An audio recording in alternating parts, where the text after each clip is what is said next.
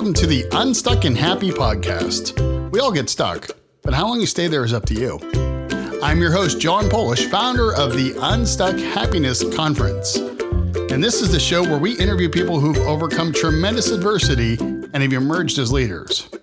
So if you need a little inspiration and hope in your day, get ready, because here comes another great Unstuck story.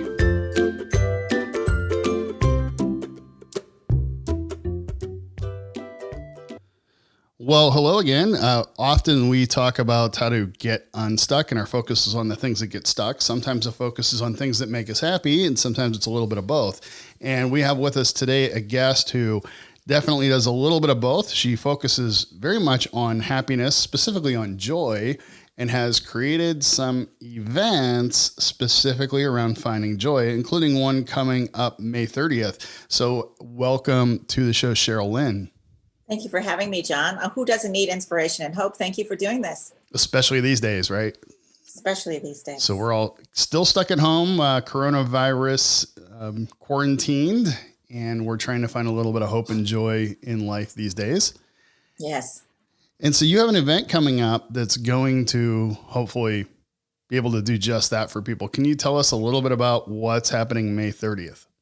Absolutely. Well, John, you're one of our sages, you and 17 other people. So sages are people who have just an authentic leadership style, somebody who kind of comes from the heart, has the ability to be vulnerable, can show up in whatever their message is and make sure that they're being authentic and that they are living a life of joy. So it doesn't mean, oh, happy, yay, I'm happy all the time. Like people want to slap you across the face if you're that. So that's not what I'm saying. What I'm saying is that you have an underlying sustaining level of joy that you can show up with. So that's definitely you. And I can just tell by all the amazing stuff that you do that's who you are. So we have the 8 pillars of joy, and each of you have 5 minutes to speak. So generosity, perspective, forgiveness, happiness. So those are coming from the Book of Joy, which is by Desmond Tutu and Archbishop and the Dalai Lama, Archbishop Desmond Tutu and the Dalai Lama. So written by Doug Abrams. I'm super excited about the event. It's a free event, May 30th at 9:00 in the morning, Pacific Standard Time, and anybody can come on. Just go to our page and click on the registration link, and there it is. Awesome. It looks a great lineup. I know the majority of the speakers on here, so it's definitely going to be a great day. Tell me about how you came up with this idea.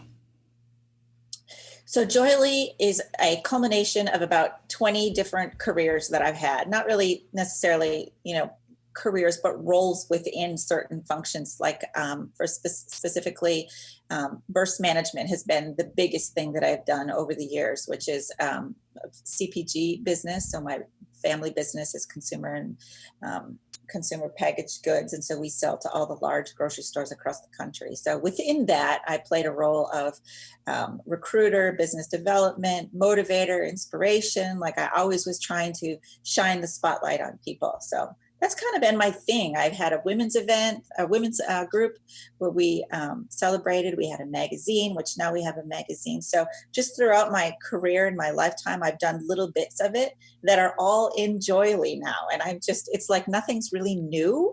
It's just fresh. And so we're showing up with a joy perspective in everything we do and really elevating the conversation, if you will, to joy, because when we focus on joy, we get more joy. So that's what I believe. Right. I'm a firm believer in often that we, especially when you're speaking about something like joy, something that's a higher cause, that it comes from a place of purpose. And so when you were in those other jobs, were you thinking about joy back then?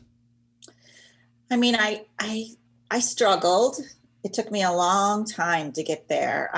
My young self of 8 years old was playing in the sandbox one day, and I was having the time of my life, building little moats and all the things that go with sandcastles, and using trees and shrubs for my decorations. And I heard my name, Sheryl, and so I stood up to look, and the second I turned, I looked, and my brother had thrown a baseball and hit me square in the nose. So Yeah, and it was quite crooked for 30 some odd years before I got a rhinoplasty surgery. So, but between now and then, or between 8 and 36 or whenever it was that I got the rhinoplasty, there was a lot of years of chaos and ugliness, and definitely no self-love and no self-worth. And so I didn't really allow myself to have any friends. I never really showed my heart. It was a dark 30 years. So to answer your question, joy was not always the focus, if you will. But I think that even before 8 years old, I was super. I was always the one telling jokes and the one that people were laughing at. So I think that I carried that through most of my life, and I used it. I used it to celebrate people, other people, not myself. And I used it to celebrate and put spotlights on other people. I had talent shows for my kids, and we were always playing, dress up, and the video cameras were always rolling. So when I owned my bar and grill, that was probably the most exciting time of my life. It's then that I sort of the shift started changing, if you will, from dark, divorce and all the stuff that was going on, based on a lot of dysfunction, alcoholic father, all those kinds of things, that got me to owning this bar and grill, because I sold real estate for a long time and I loved real estate. And this bar and grill happened to open up, and I never had any experience in a restaurant, but I somehow was able to manage a deal, and I ran it for 3 years. And so there it was, I learned to serve. And when I learned to serve, like not just beer, but I learned to serve people, like when they're sad and broken and sitting on a chair and kind of like, what am I doing in my life? I would get them out and bring them out, and we would dance, or, we would, sing karaoke. We had all kinds of contests and all that. So that's when I think my joy started showing up, because I could produce it or help bring it out of other people. Well, that's great. There's so much in there to unpack. Everybody says I have a very rich story. So yeah. So, well, let me try and put this on a timeline a little bit here. So family business to the bar and grill. No, so the family business was just recently. That's what I've been doing pretty much for the last 20 years. So, but in my young years, it was real estate, and then the bar and grill, and then the women's group, and a couple of other organizations, and then the CPG business. Right. One of the things I found interesting was that 30-year period that you talked about there. And what really spawned that was essentially an outward appearance, would you say? Absolutely. Absolutely. And I look back at those pictures now, and you can tell, but they weren't the worst. It could have been a whole lot worse. So I think the part that really, really devalued my perspective of myself was that at the time that it happened, there was no energy or focus around the fact that I was broken, like literally my heart, my physical appearance. I had a caregiver at the time, and she just didn't want blood anywhere. And I know I passed out. I don't know for how long I was out, but I do know when I woke up that there was blood everywhere. And she was very concerned about that. And that's kind of what I remember more than anything. It was kind of like sweep it under the rug. So I've had a lot of therapy over the years, do a lot of self-talk therapy, a lot of self-hypnosis, and just trying to undo that 30 years of subconscious craze that I created on my own. You're not good enough. You're ugly. You're not worthy. You're not smart enough. You can't be successful because you have this, I didn't even know what to call it at the time, but to this day, John, I'm still diving into that deep, dark hole. Well, I appreciate your transparency there, because I think that's really important. A lot of people struggle with that. A lot of us struggle with it, myself included. And there's that idea of feeling value and worth. And we always find a different measuring stick, Yes. So at one point it's okay. I'm not in good enough shape. Okay, great. I get in shape. Oh, well, I don't make enough money, or I'm not doing this or not. And there's always something there waiting to rob us of that joy. Exactly. And I think that we all have broken stories. We all have that broken thing. I hate to dwell on it because, even though it lasted such a long time and really is still occurs today, I can still feel the effects of it in my, when I'm doing my own videos now. It's just like, sometimes I'm like, what are they thinking about me? Like that, instead of just being my authentic self, and who cares what they think about me, right? We're just doing the best we can. So I think that's part of my message these days, is to just show up and do the best you can and get the people that will support you and don't really care that you make mistakes. Absolutely. So from all of that to now making a business focused around joy.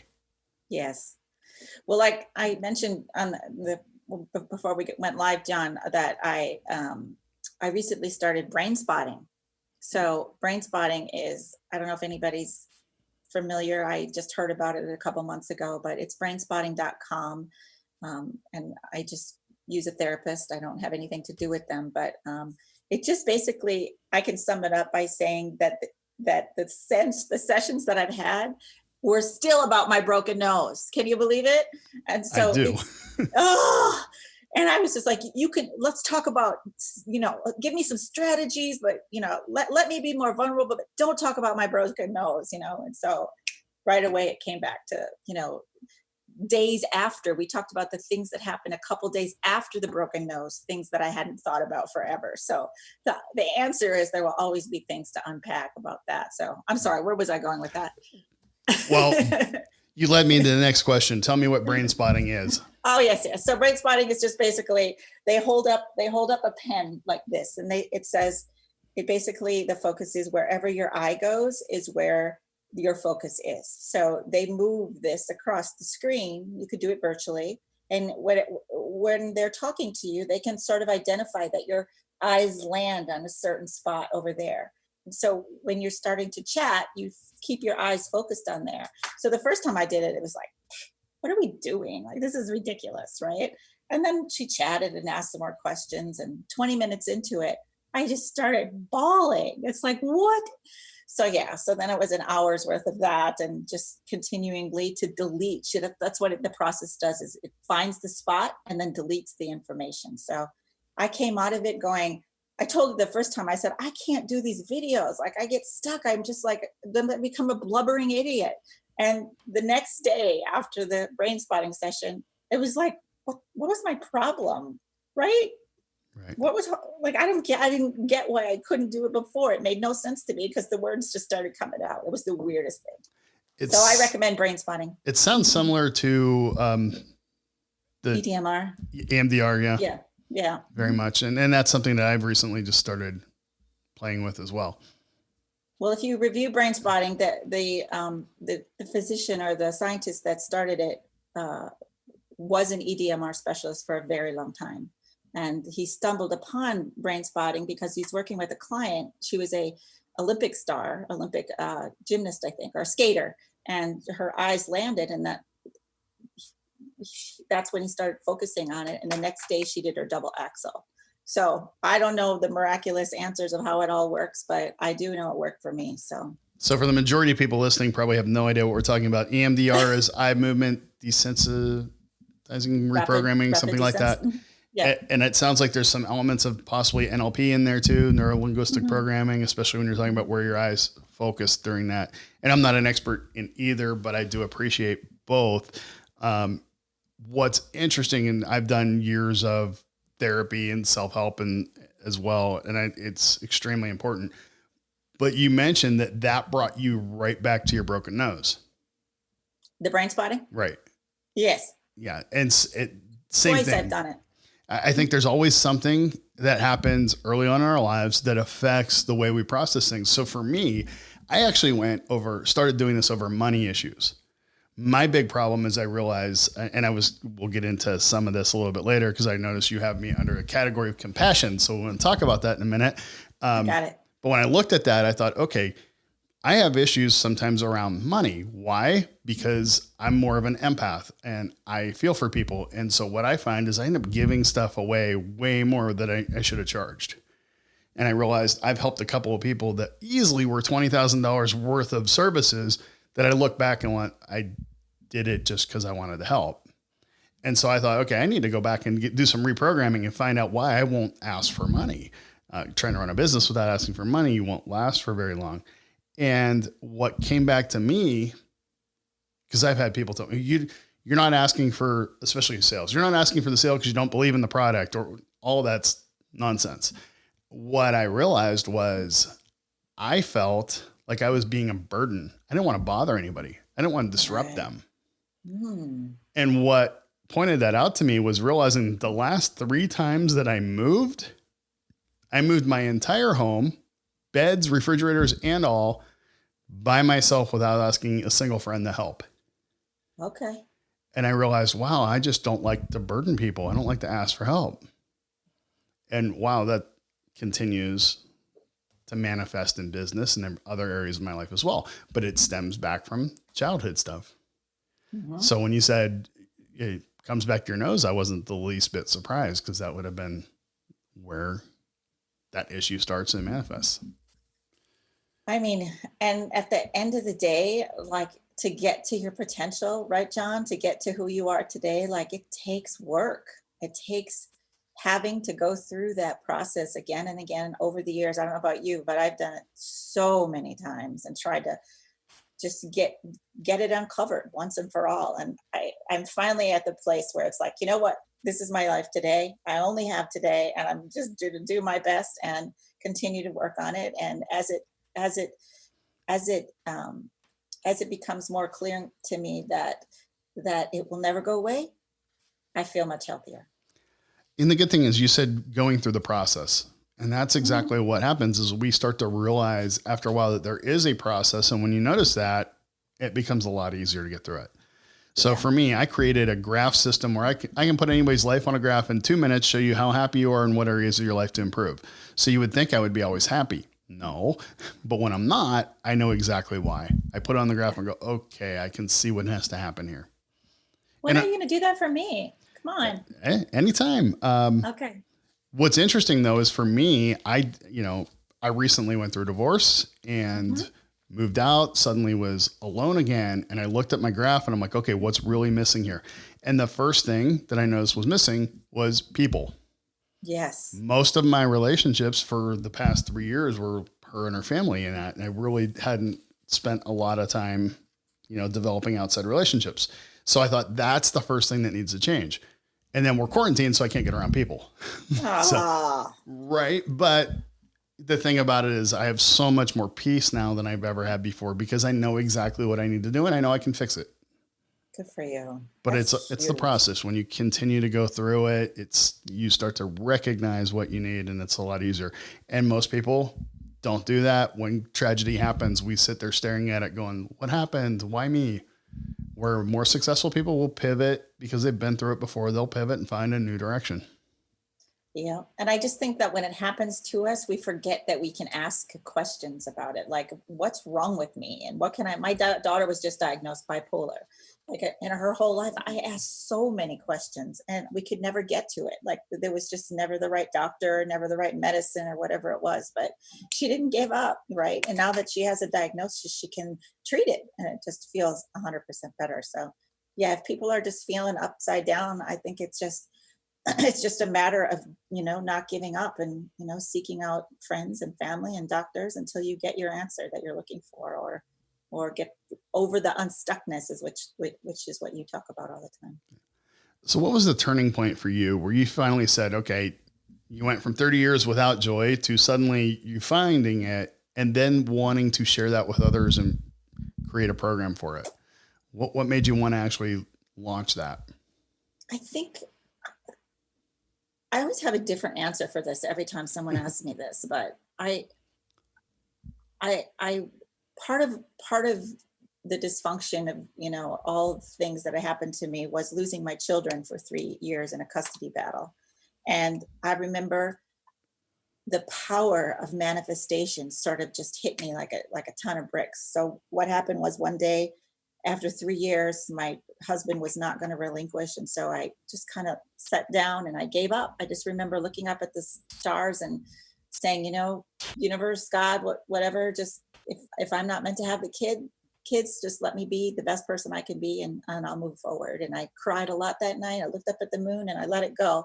The next morning I get a knock on the door, and they said, come get the kids. Some things have happened, and just here it is. And so I think that was a big turning point for me, is to really look inside and be able to have the power, your very own power, to say, wait a second, I control who I am and what I'm doing and what my choices are and how I show up every day.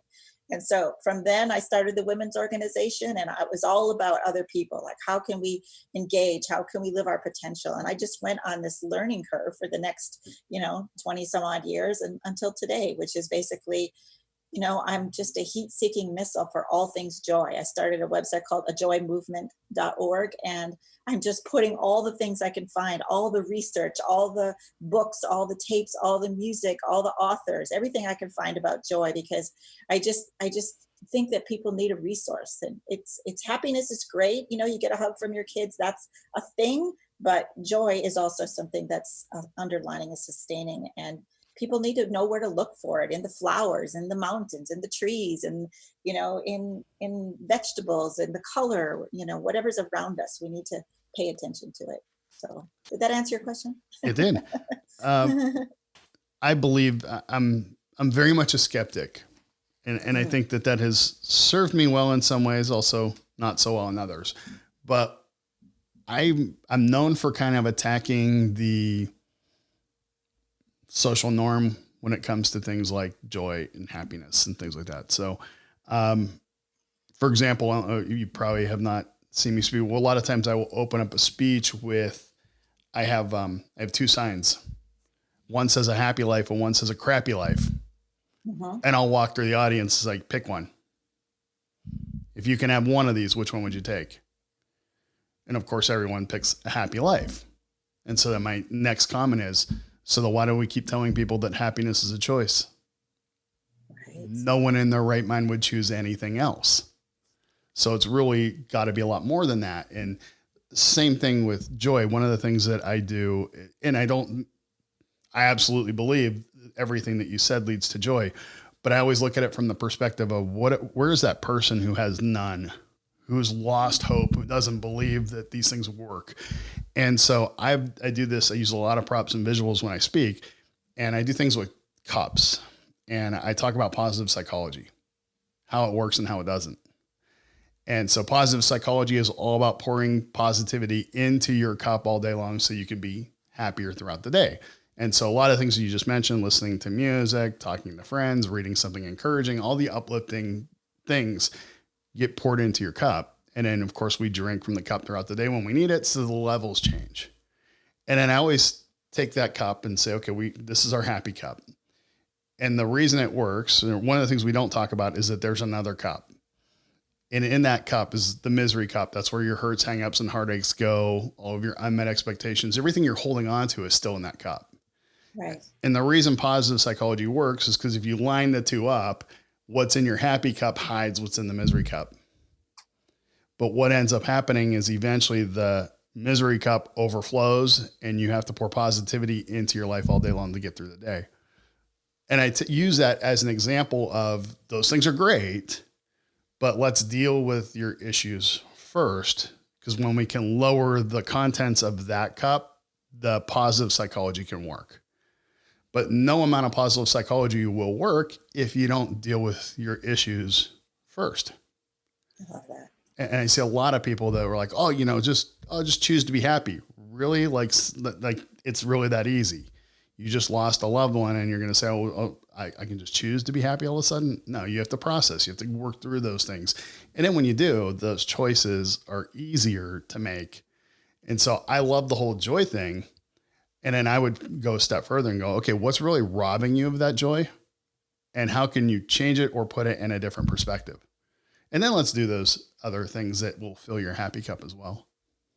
Well, and I think this show is absolute necessary for people to hear this, because as I was just saying too, and your story too, is like, you got to start somewhere, right? And it might not be pretty and it might not make sense, but I think it's just a matter of people shifting the story just there at the beginning, going, this is broken and I need help. I'm going to call John.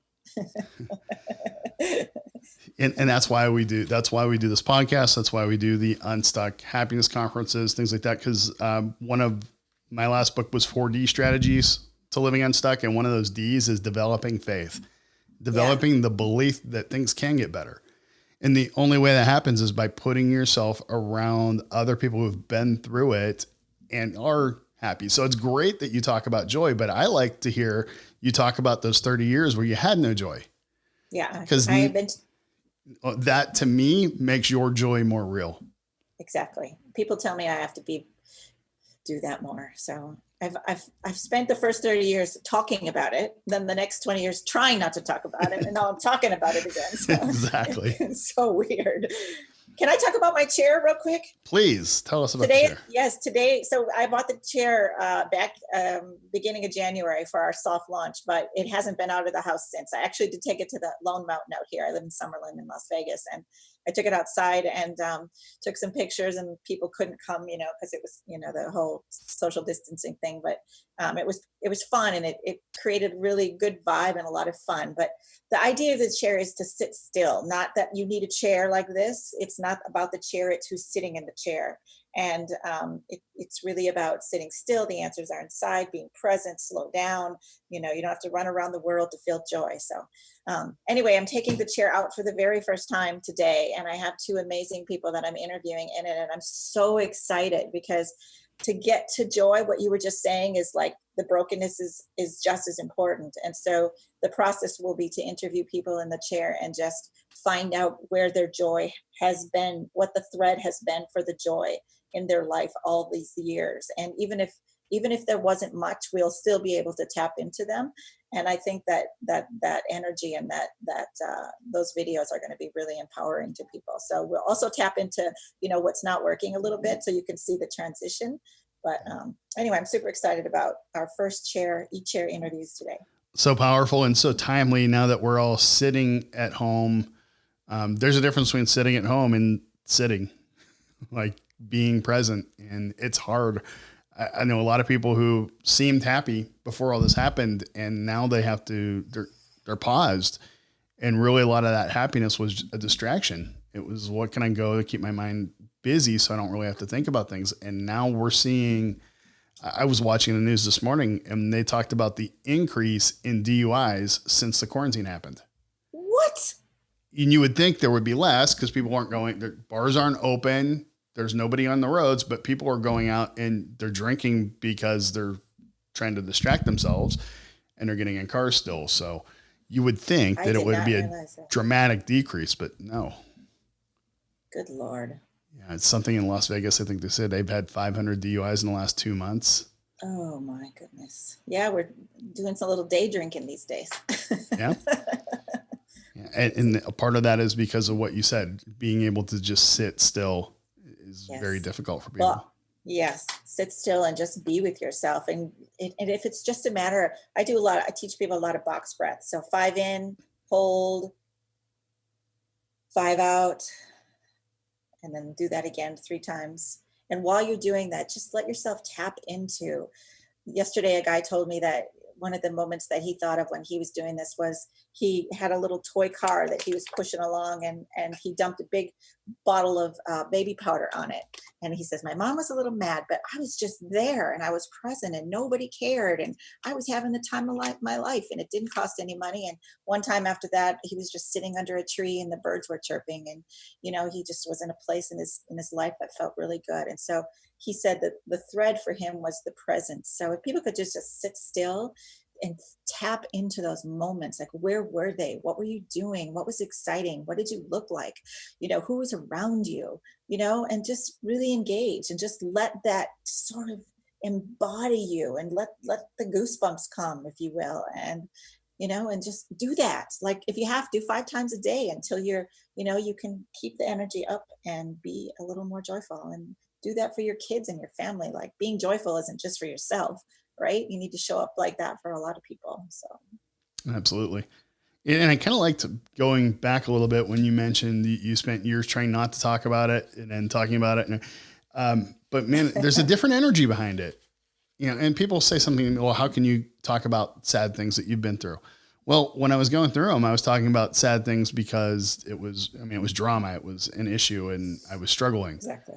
And then after getting through it, like not wanting to talk about it for years, and now I talk about it, but I talk about it from a whole different perspective now. And it's an opportunity to help people and giving them a little bit of a shortcut and letting them see that, there is hope. There is an easier way around it. But I'm not walking around talking about sad. I don't feel like I'm talking about anything sad, although we talk about grief and loss and, being stuck. I don't feel like any of it comes from a sad place. It's really powerful. You come a long way. So have I. I think that's the point, is the celebration in that. And I think this part of the reason that Joyly exists, and your company as well, is there are too many people that have just settled for what that is before. When I look at people, I can see the hope in them. I can feel like, gosh, I just want an Etsy store, or I just want this, or I just want that. These little tweaks, So I think Joyly is kind of just like a little gentle nudge, like, let's just go in the right direction. And I know lots of people like yourself that can help. So there's no reason that people should stay untapped. Like I say, build a house of joy, like in your house, like you surround yourself with pretty things and light the candles that you love, and make sure the music is flowing and your pictures of your friends and your children, whatever that is, and build it and they will come. So in addition to the event on the 30th, what is Joyly other than this one event? So I just say we're an events and production or events and media company. And the idea is to create unparalleled platforms. That is, the chair is unparalleled. Like there's the White Chair Interviews out there, which is a pretty faith-based organization, pretty amazing. But to create platforms like this in the magazine, and we're creating our own social media site just around joy. So tell us about the magazine. So the magazine I had once upon a time, and it was amazing. And I just celebrated people, and we told, just focused on, locals at the time. But this one is, just going to be focused on joyfulness and what that looks like, what the steps are to get there, how to feel it. And we'll be highlighting, certain individuals that sort of exuberate or embody the feeling of joy. So you mentioned that you were doing, so you're doing the event, you're doing social media. We'll talk about that in a second as well. And then you had talked about doing some things as far as booking events and speakers and things like that. So yes, sorry. How does this all packaged? How does your business all package together, I guess is what I'm asking. So I guess I sort of look at it as a marketing arm, although I don't like to talk about that because so Joyly's in the center, and then the magazine, the Speakers Bureau, and the chair, all the events that we're doing are all kind of embodied around the actual community. So to me, the community is the number one. Without a community, you don't have a business, right? And so, so right now, all we're doing is just focusing on building our community and finding people who want more joy in their life. And so part of that piece will be the social media site, where just people can go just to hang out with people who are wanting more joy or are living more joy. And the stages are, sorry. I was going to say, who's an ideal member for your community? You. Men, women who want more joy in their life. I look at it kind of like, TED Talks is pretty amazing, right? Whenever I'm down, I just go find something that excites me, or if it's entertaining, or if it's a topic that I'm thinking about, or whatever it is. So there'll be lots of forums and discussions and things about your life specifically. So like I said before, it's a matter of connecting joyful people across the country, so you can get to what it is that you want quicker and faster. So if that makes sense. So we say we like to connect people to their future. And then you as a sage, the sages are just huge. Like, I haven't said this a lot to people, but my vision for it is that, that the sages that we have will create these massive, we will have these massive events around this wisdom, because Dr. Jeff McGee and Ed Tate and Meredith Powell and, Dr. Laura Neubauer and yourself and everybody is just so knowledgeable and so full of wisdom and so much spirit to help. And so having everyone in a room and doing that is amazing. But also corporations need you. And so part of our business is to get our sages into corporations so they can do their magic for employees and staff. Well, I think it's great. I love that you're looking at adding joy, not just, in our personal lives, but in our work lives as well. And taking a totally different approach to it. Not just telling people what to do, but you're actually giving them resources and a platform to be able to share that, which I think is awesome. Yeah, I think so. I mean, like I said, that's part of why I'm gathering all the information. It's like there's a lot of people that tell you what you should do, but it's like now it's time to embrace it and it's time to fully understand what it means for you. And so please come join Joyly. So what is one final piece of advice you can leave people with who need a little bit of joy in their lives today? I think the answer is just a tiny story. I was talking with a gentleman the other day, and he was telling me that his thread of joy was music. His mom and dad took him to a Jackson 5 concert. And after that, he bought him a guitar. When his granddaughter was born, he played the guitar. He hasn't had his guitar out for many, many months. I don't even know if it was years. So after our chat, he went out and got the guitar out from under the bed and has been playing it. And every day gets a little bit better for him. And he keeps updating me about how something so important to you should be on the back burner. So my suggestion would be, if something's on your back burner and it gave you joy then, it likely is going to give you joy now. So please bring it to the surface and let yourself have some fun and happiness and joy. That's great. One of the questions I ask people all the time is, what is something that you absolutely love to do? And I watch as they get excited. And then I ask the next question is, when's the last time you did it? And just see everybody like, oh man. So absolutely do those things for sure. So how can people find you, stay in touch with you? So it's just joyly.com. Sounds like merrily, but it's joyly, JOYELY.com. And my phone number's on there. Anybody can call me anytime. I'm happy to help anyone with whatever they need or find the person who can. Awesome. This has been great. Thank you very much, Sheryl. And we will catch you guys back again next week. I appreciate it. Thank you, John. Make sure you head over to unstuckandhappy.com, where you'll find the video version of all of our podcasts, as well as information about upcoming Unstuck Happiness conferences and moving beyond personal development retreats. Those are amazing. Make sure you join us again next week for another great Unstuck story.